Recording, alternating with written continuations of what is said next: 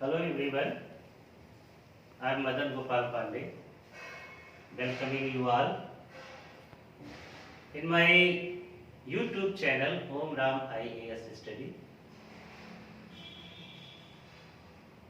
Few days back, I promised to you all that a lecture series would be started on political science and international relations, especially for completing the syllabus for civil services examination conducted by UPSC.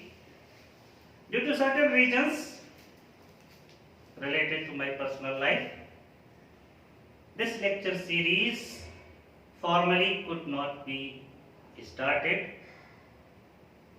but now things have been sorted out and I am back again to my formal work.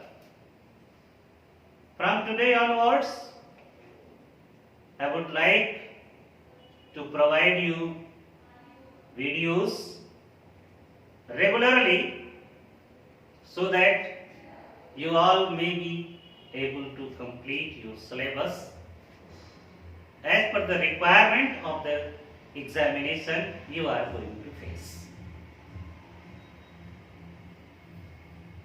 Today, I will start my first formal lecture on the contents of your syllabus, and first of all I am going to take Western political thought. Actually, political theories, political thought, these will make a sound foundation for understanding political science and international relations.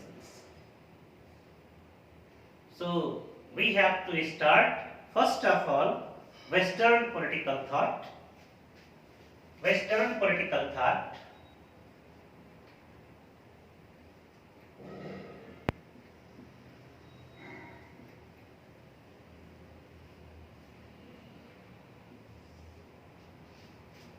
As you know, 9 political thinkers have been prescribed in UPSC syllabus in political science, and among those 9 political thinkers, Plato is first one. Plato is first one. So today we will study about Plato. Plato has enriched political ideas so much, and it is not easy to complete all the political ideas given by Plato in a single video or in 2-3 videos covering only 35 to 40 minutes. So, political thought of Plato would be covered in several videos. You have to wait for them, and you have to be regularly in touch with the notifications to be issued to you by YouTube. So here, political thought of Plato. So before we start about the political thoughts of Plato, we must know the political circumstances in which he was living, what type of time was that, what type of political turbulences were there which aroused political ideas in his mind. Actually, that was the time in which formal study of politics was not being done, especially before the time of Plato. There were sophists, Socrates,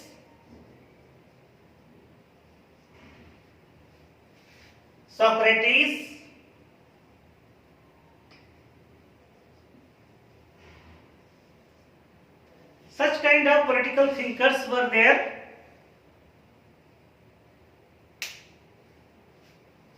They developed political thought through popular discussion, reflected over political problems, tried to disseminate political knowledge among the masses. Here the contribution of Socrates is most important one. Socrates used to go to the people, he used to discuss with them over the political problems, political issues in streets. But all these thinkers, sophists as well as Socrates, they could not give any systematic theory of politics. Theory of politics. They could not give. So in a way, you can say they were not systematic political thinkers. Though they gave so many important political ideas, but those political ideas were not woven in a systematic theory of politics. This work was done by Plato. Plato explored political ideas, thought over the political problems with which the city-state was suffering at that time, and tried to give the best possible solution as per his thinking. He wrote first ever in Western political thinking, he wrote treatises, systematic treatises, where he tried to give the best solutions to the maladies with which his city-state was suffering from.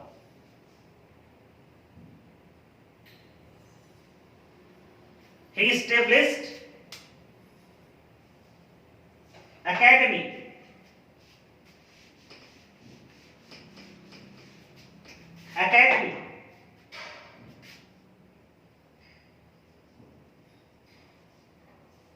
The name of educational institution which was established by Plato, and it was called academy. Academy was established for having systematic knowledge of philosophy as well as for scientific research.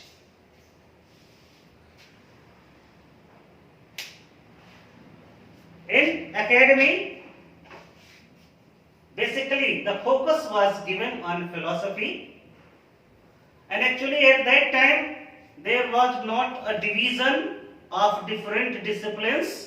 All the subjects, all different subjects and disciplines, they were simply combined. So philosophy related to all things generally, philosophy related to society, philosophy related to politics, and philosophy as a discipline in itself. All these things were studied at academy. Plato represented master disciple tradition. Earlier at that time, in ancient Greece, such kind of educational institutions were not there. As you can see in India too, disciples used to go to masters, that is called Guru Shishya Parampara. Disciples used to go to masters, used to move along with them, used to stay wherever they used to stay. Similarly, in ancient Greece too, such kind of system was there of education. Plato used to go with Socrates wherever he used to go. He used to stay with him wherever he used to stay. And later on, Aristotle followed the same tradition. He became the disciple of Plato. So, a kind of Guru-Shishya tradition, master-disciple tradition is observed there.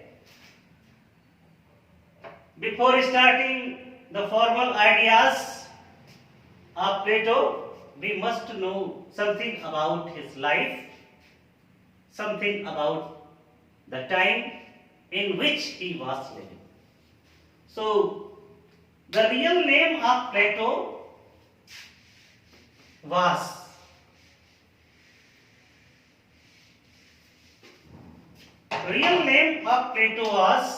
Aristocles.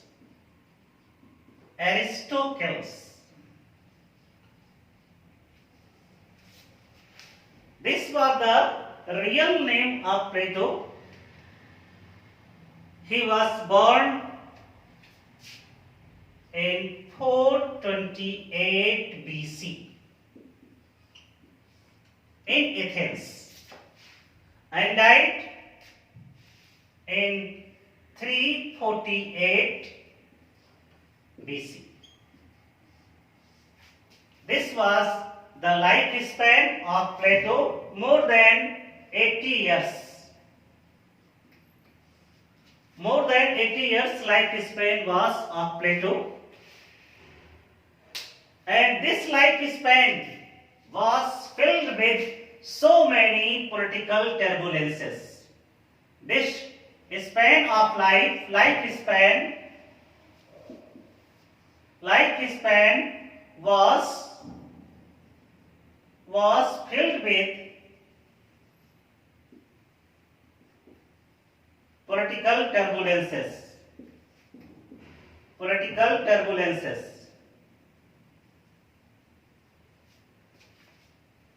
Lifespan of Plato was filled with political turbulences. Especially, he witnessed in his life that Athens was defeated in her battle with Sparta. In his life, he saw that tyrannical rule of oligarchs that is generally called in history the rule of 30 tyrants. 30 tyrants. The rule of 30 tyrants. He witnessed in which violence everywhere was dominating in each and every sphere of city-state. No one was feeling safe, and oligarchs were using the whole state machinery for their own benefit and were not hesitating even in using violence to every extent to get their political motives. He also saw restoration of democracy in his life. After the rule of these 30 tyrants, when political situations took certain shifts, democracy was restored. But this democracy too proved utter futile thing as far as solution to the real problems of people was concerned.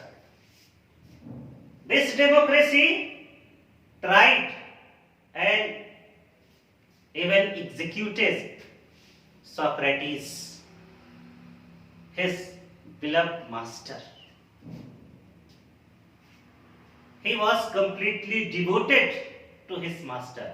This was the tradition where so much intimacy used to get developed among masters and disciples. So this was a kind of shock for Plato, though he had every opportunity to take part in politics because he was born in a noble family. He was born in a noble family, so the door of politics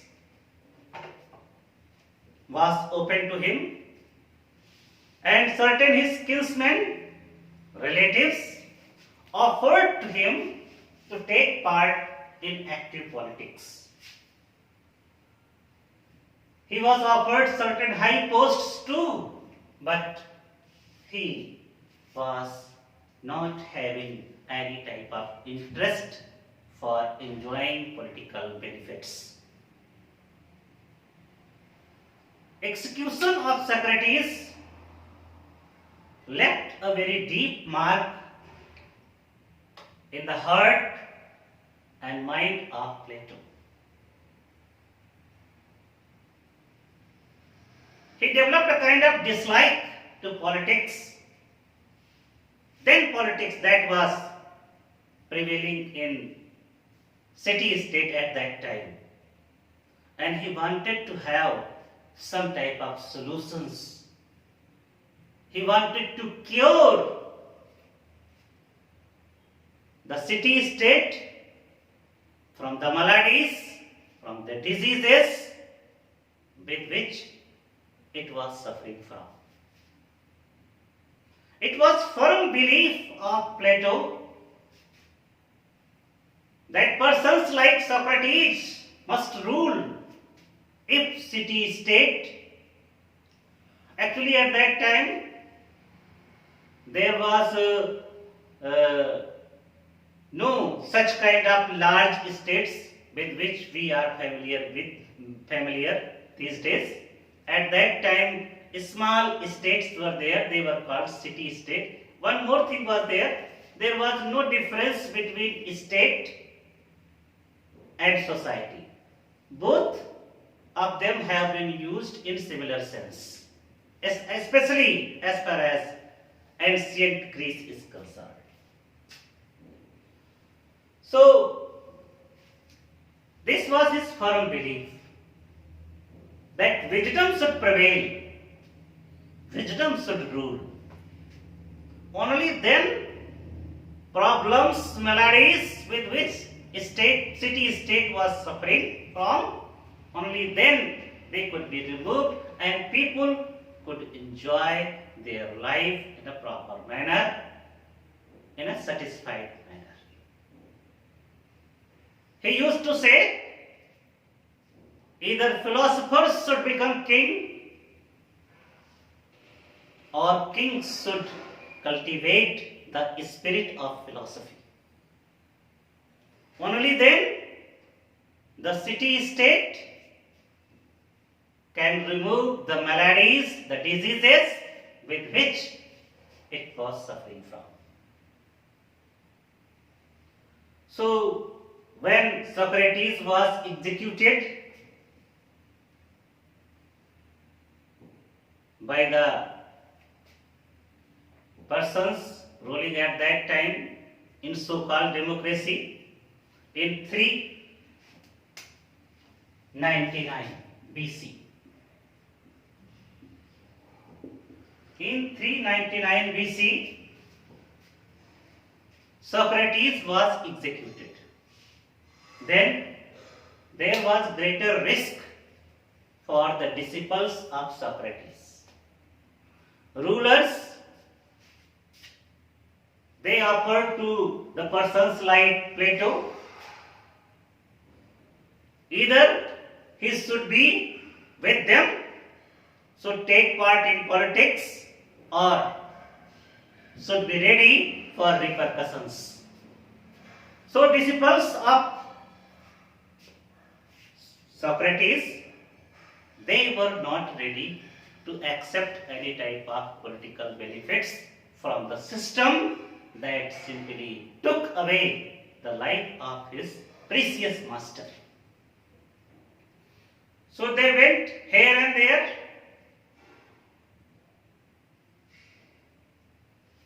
Similarly, Plato also went on his journeys. And writers like James Urwick,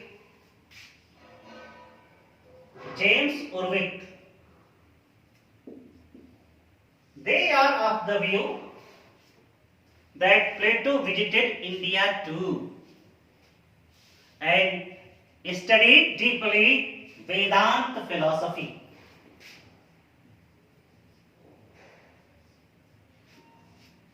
Vedanta philosophy, this is the opinion of James Urwick, because in philosophy itself, where Plato gave his his philosophy of ideas, there also there is the reflection of Vedanta philosophy.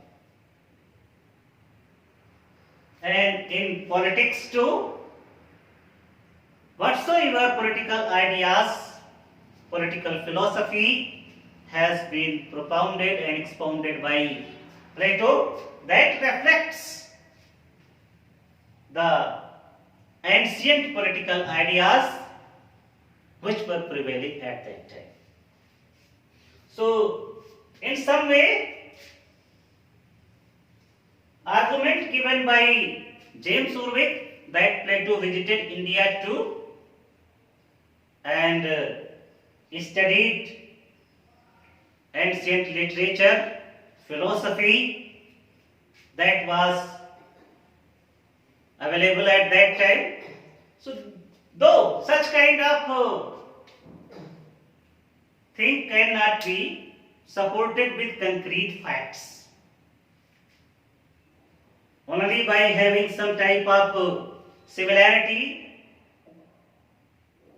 we cannot simply say in concrete terms that Plato visited India and studied ancient philosophy of India, literature of India, and then he gave his own philosophy, and this way there is a kind of influence, there is a kind of impact of Indian philosophy can be seen on the political ideas, political philosophy of Plato. Such kind of things cannot be said on the basis of concrete facts and proofs. Now, in 387 BC, when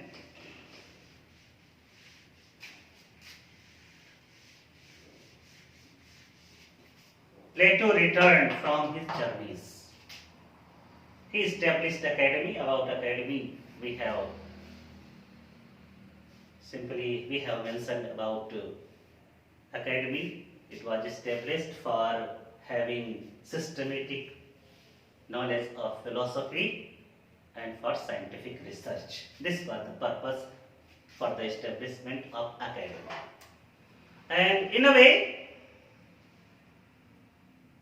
Plato institutionalized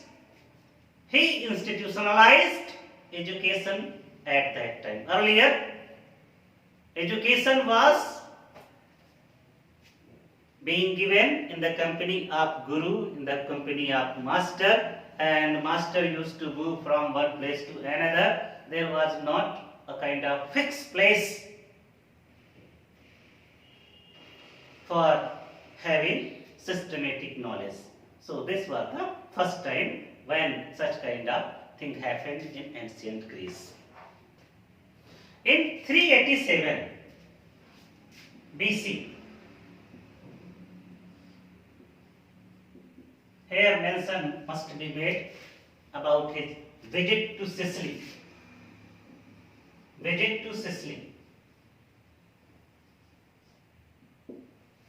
Where he met Dion at Syracuse. The latter, Dion, was deeply influenced by the ideas of Plato. And when Dionysius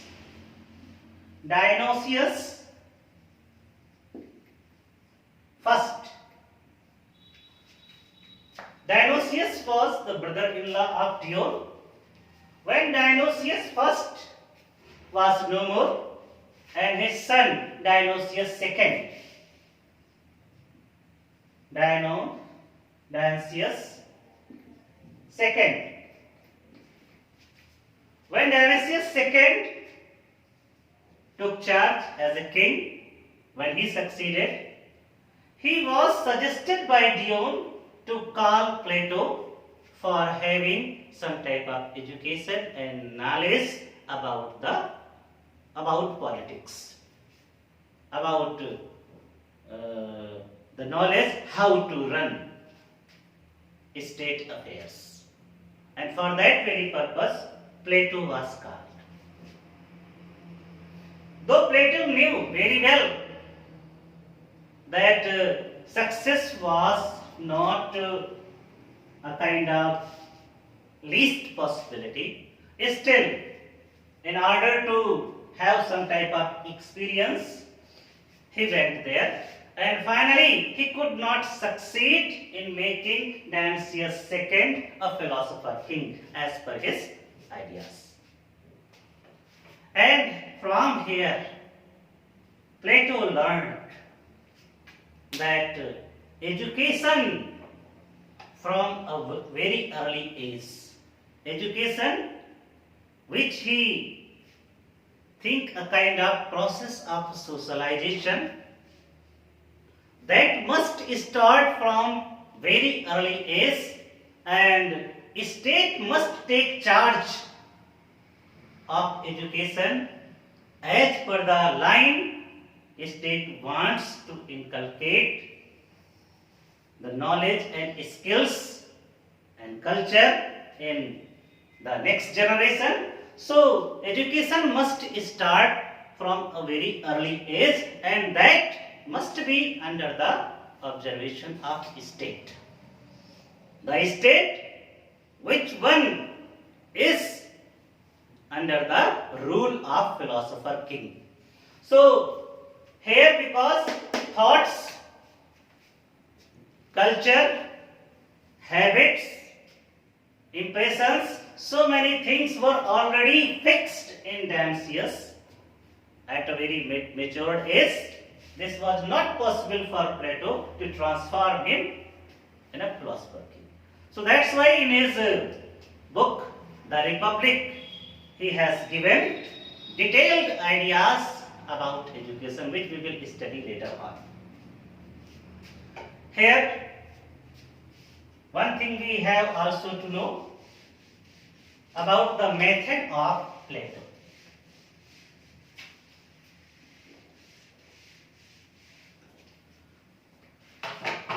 Method of Plato, that thing we have to know. Method of Plato. Plato, in order to express his political ideas, he has used dialectical method. Dialectical method.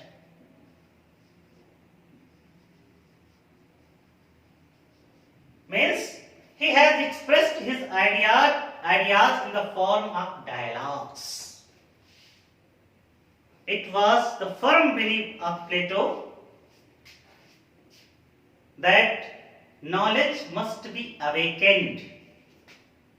It must not be instilled in human beings. It must be awakened. Because as per the belief of Plato, soul is already, as Socrates believed that knowledge is inside, Socrates believed there is nothing to take from outside.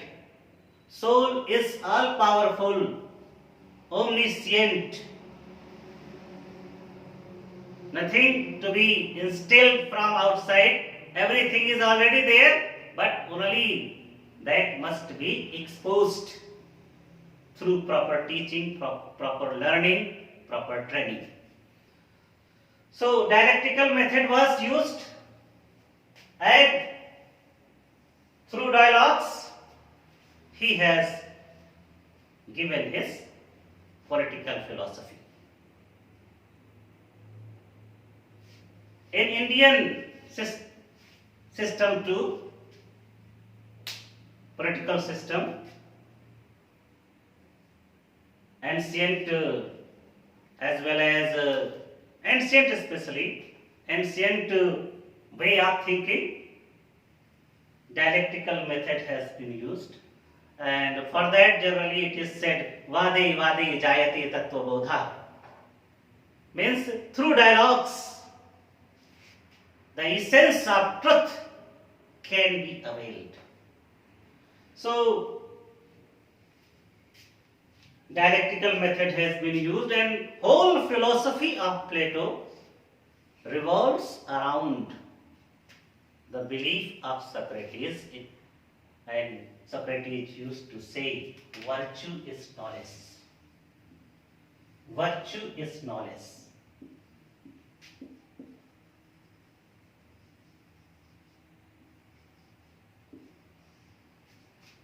Whole ideas, maybe philosophical ideas, political ideas, whatsoever Plato has written, that revolves around this basic principle given by his master, and that is virtue is knowledge. Plato has written so many treatises, so much contribution Plato has made in the development of ideas, in the development of society, politics, medical science, so many spheres. In so many spheres, Plato has contributed. But for us here, the concern is the political contribution made by Plato. His political ideas are basically given in his three works: the Republic,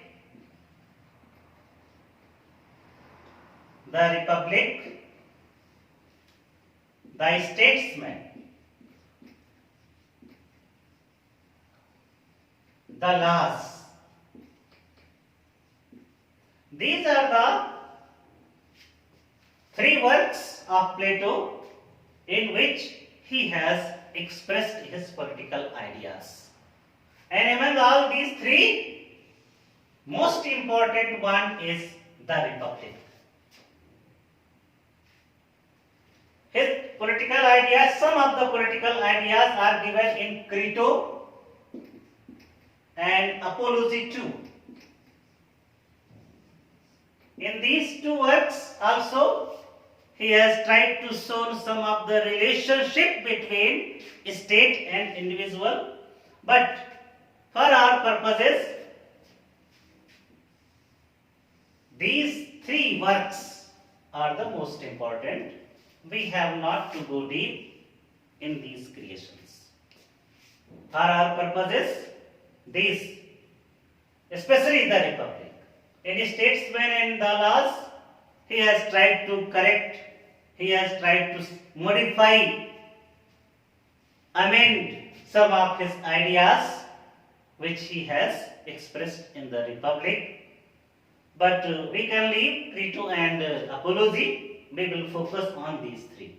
So in my next lecture, we will take the Republic. So here, I would like to request you all, please like and share this channel so that maximum number of students may be benefited, and we will continue the lecture series. Thank you very much.